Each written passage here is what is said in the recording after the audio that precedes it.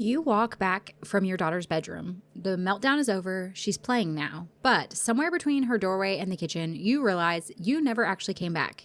Your body, your nervous system are out of whack. Your body's still stuck in the hallway where the meltdown happened. Your nervous system is still in the middle of that meltdown.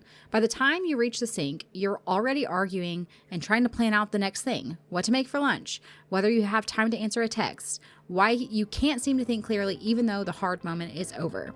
This is the part of the day that no one talks about. It's not the meltdown itself, it's the time afterwards. So let's talk about it. Welcome to Chronic Illness Moms. If you're more than just a tired mom, I'm talking trying to make it through the day without crashing by noon while raising neurodivergent kids, you're not alone. I'm Ashley, a wife, mom, and certified health coach. I have lived with autoimmune disease and flare-ups that made everyday life feel harder than it should. After years of pushing through and burning out, I learned how much stress, poor sleep, and nervous system overload were driving my symptoms. Everything changed when I started building small, realistic habits that actually supported my body instead of fighting it. In this podcast, you'll learn simple habits that help you to feel better. So pop in your earbuds and take a break from the chaos. It's you time. Okay, so let's talk about times that I know they happen in my house, and I'm sure they happen in your house as well. Let's say that a child or maybe some siblings have been fighting. They're bickering with each other, and you go in the middle, you intervene, you get everyone where they need to be, take care of the problem, make sure everyone is good to go. But you haven't eaten breakfast, your shoulders are up by your ears, and your phone is already in your hand before you've ever really just left the room and reached the kitchen counter to do the next thing. You know, I feel like this happens so often. We go from one stressful event right into the next thing. We don't give our bodies time to recover. So I want to ask you, when was the last time you actually finished something? Finished that stressful event? And I don't mean on paper, I mean in your body. We talk so much about closing the stress cycle. So when was the last time that you actually allowed yourself to close that stress cycle? When you've had that difficult moment, but then you just head straight into the next thing. And that's what we're going to talk about today. Why exhausted moms can't really catch up with ourselves. Why the answer is also not another self-care practice that you really don't have time for. So over this little series that we've been doing, we've covered why those emotional days will drain you. We've talked about why your nervous system absorbs your child's stress. And today we're going to talk about why you can never quite get back to yourself in between these hard moments in your day. This is going to be a really simple, quick self-care tip that actually works. And the key why it works is because you're not adding something to your day. It's actually using those moments that you already have and being really intentional with how you are using them. So instead of giving away those moments and those times when we could be recovering to scrolling and things like that that aren't really productive, we're going to do something else with them instead. Okay, so first and foremost, when we have these stressful events, whether it is an argument, whether it is a meltdown, whether it is running kids to different places, whether it's trying to figure out what you're going to cook for dinner and you don't know, it could be anything and everything. The thing is, you have that stressful event and your body, your nervous system is often still stuck in that stressful event. Your body doesn't realize that that meltdown is over. It doesn't realize that, okay, dinner is solved and you're in the process of taking care of it because you've just moved on to the next thing. You've moved on to the next stressful thing. And really, your nervous system needs some kind of a bridge between these stressful moments. It needs a small physical signal. It could be a deep breath. It could be taking a pause for just a minute to register that this moment, this stressful event is finished and your nervous system can stand down now. Again, this signal does not have to be long. It doesn't have to be something where we're spending 5, 10, 15, 20 minutes. It can be very, very short and brief. It's just that we have to make it happen. We have to have that signal happening one way or the other. So when we talk about needing a bridge between these stressful events for your nervous system, think about that concept of the bridge. And when we collapse that bridge, going straight from meltdown to taking care of the dishes, to answering a phone call, to picking up kids, and then going to a doctor's appointment, and then running to the grocery store, the body is still stuck in that state. And that's where we come really to consider ourselves having experienced chronic stress, is because we have never moved on from the first stressful thing that happened, and your body is just constantly stuck in this stress mode. So, you're doing the dishes or you're taking care of the kids, but really your body is still stuck in that stressful event of the meltdown that happened in the first place. So your body it needs a doorway. It needs a bridge in order to move from one stressful thing on and then move on with your day. So here's the thing that I really want you to think about, because a lot of times we hear that and we think, okay, well, that's nice, but I go from one stressful event to another in my day. And I'll be honest with you, I am in a season where that is my life right now too. So I get it. So sometimes we can think, what's the point? Because I'm just going to be then experiencing another stressful thing. But I will tell you it does matter, because we are at least closing that stress cycle. We are building that resiliency when we can experience a stressful event, close that stress cycle, and then move forward. And also, we're not having these stressful events just compile on top of each other with no break for our body or our nervous system. So when we're already so stressed and exhausted and overwhelmed, it's really hard to imagine adding in extra things to our day. But here's what I want you to think about. You already have transitions, so you're moving those transition times of, okay, we've experienced a meltdown and now I am moving on to doing the dishes or whatever. You are oftentimes filling them with something. You don't even realize it. It's just that you're probably not filling it with something that is actually going to move the needle on eliminating that chronic stress that you are experiencing. So again, you don't need to find new pockets of time to do this. Your day is already full of these natural breaks, these natural, really just transitions. So for instance, that walk that you take from the kids' room to the kitchen, that's 30 seconds to a minute. The first 30 seconds when you get in your car, it could be as you are going and standing at this kitchen sink to do the dishes, pulling out of the school parking lot. It could be going and walking between the hallway and the laundry room or the bedroom. So we have all of these little pause moments in our day, and a lot of times we're just not using them intentionally. So we know that these transitions exist. You're walking through them every single day. So the problem isn't that it's not there, it's not possible. It's actually, what am I filling it with? So am I scrolling? Am I pulling out my phone from my pocket and scrolling? Am I replaying the stressful event in my mind? Am I pre-stressing about the next thing that I need to take care of?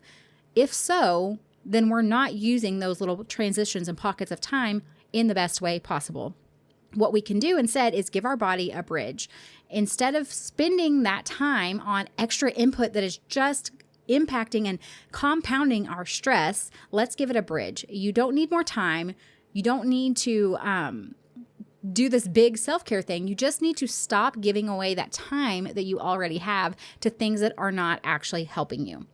Okay, so why does this matter when we're talking about moms who are taking care of kids that are neurodivergent, who also are experiencing chronic symptoms?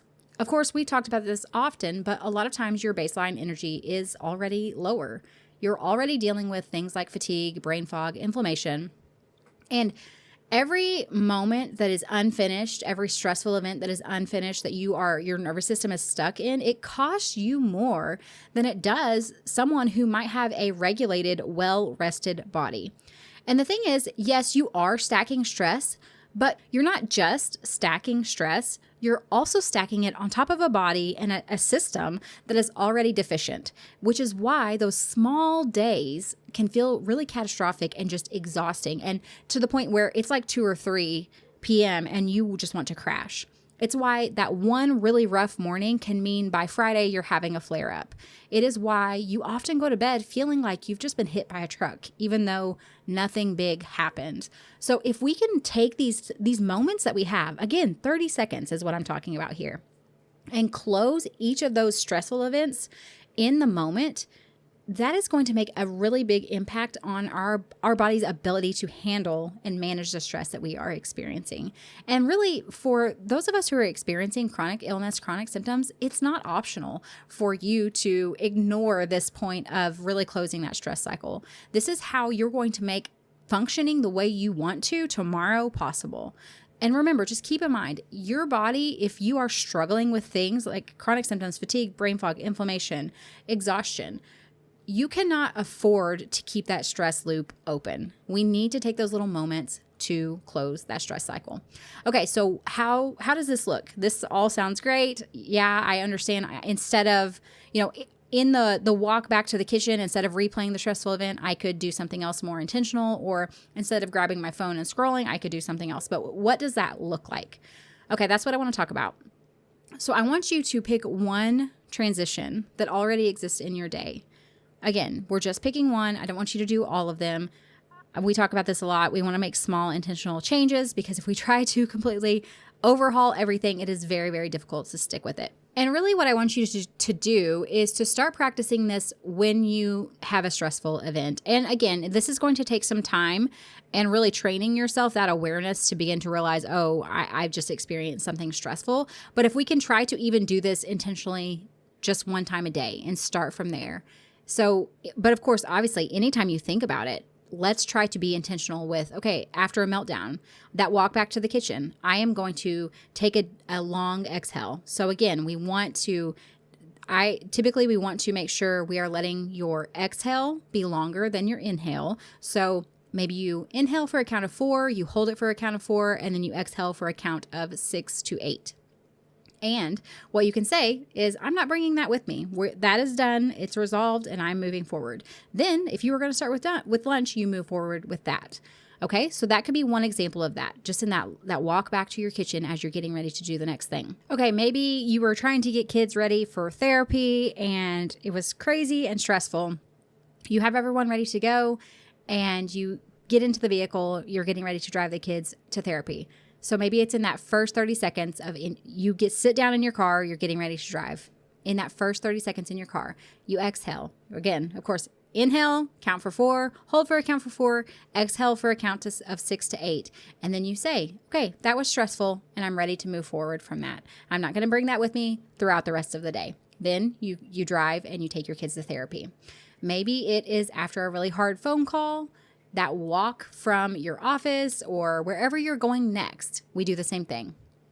Inhale for a count of 4, exhale, or hold for a count of 4, exhale for a count of 6 to 8. And then we say, that was really stressful. That was really difficult. That did not go the way I want. We own the feelings that we're feeling. And then we just say, I'm ready to move forward from that. I'm not going to bring that with me. And then you move on to the next thing. Okay, so let's talk about, this feels really simple, but really the reason why this can work is because you're not having to add a habit. You're really just using those natural transition times that you already have and plugging in those nervous system friendly bridges instead of adding more things that are really going to increase your stress and your fatigue. And keep in mind, start with one time. If we can even aim to do this once a day, that is great. Obviously, as you train your body, as you train your brain, you're going to think to do this more, to pull out this tool that you have. And this is what I like to think of all of these things that we talk about, and really that I've taught myself and learned about over the years, is these are tools for me to keep in mind and to use as I need them, because life changes every single day. Seasons change with my kids. What's going on with each kid changes, honestly, from month to month. And so having these resources and these tools, but especially with something like this where it's so simple and we're just plugging these into the natural transitions of our day already, it can be a really, really small but impactful way to help you to manage stress whenever you're in those seasons where it just feels like life is beating you down. And I say this because I have been there before, and I know that doing stuff like this is really what has helped me to get through those seasons, but also to be able to not just kind of trudge through and survive, but come back from those times of stress and move forward and still find joy in life, still be able to connect with my kids, still be able to really engage in life instead of just being stuck in that state of chronic stress and freezing and being overwhelmed or being irritable whenever I don't want to be. Okay, so that is all for this episode. And obviously, I didn't mention this at the very beginning, but as you can tell, I actually have a voice again. I am feeling mostly better. I still have like a residual cough and things like that, but mostly feeling better. And, it's interesting for me to realize that I mentioned this earlier, but we've had more stress in the last several months, and really living that out in real time and the impact it has on my immune system, and me also having to walk back through these things that I learned so many years ago. And implement them in new seasons of life and in new ways, just because life looks different now than it did whenever I started doing all this stuff. And so I am still learning as I go because life changes every single day. And so anyway, I appreciate you guys, giving me the grace to just say, hey, I needed to take a break for a week. I really didn't have a voice anyways. You guys would not have wanted to listen to me, but I am feeling much better now. Okay, so that was all for this episode. Keep in mind, the final episode in this series will be back out on Thursday, and it is a little bit of a different episode. So instead of me asking you to add something today to your day, we're actually going to talk about 3 things that you can stop doing, which, again, a lot of times we're looking at adding, but on Thursday, we're going to talk about subtraction. And I think it's one episode that you're really going to want to listen to. So I hope you guys have a wonderful week, and I will see you back on Thursday. Hey friend, I hope you found today's episode helpful. If you did, would you take a minute to share it with another mom who's struggling with chronic symptoms? And leave a review on Apple Podcasts. It means the world to me to know this podcast is making a difference for you. All right, it's time for me to go tackle those snack requests, and remember that a short walk, even if the kids turn it into a race, still counts as self-care. Keep chasing those little wins. Even when it feels messy, you're making progress. The information shared in this podcast is for educational and informational purposes only and is not a substitute for professional medical advice, diagnosis, or treatment. Always consult your healthcare provider before making any changes to your health routine. I'm not a doctor, and this podcast is not intended to treat or diagnose any condition. You're the expert on your body. Listen to it and reach out to a trusted provider for support.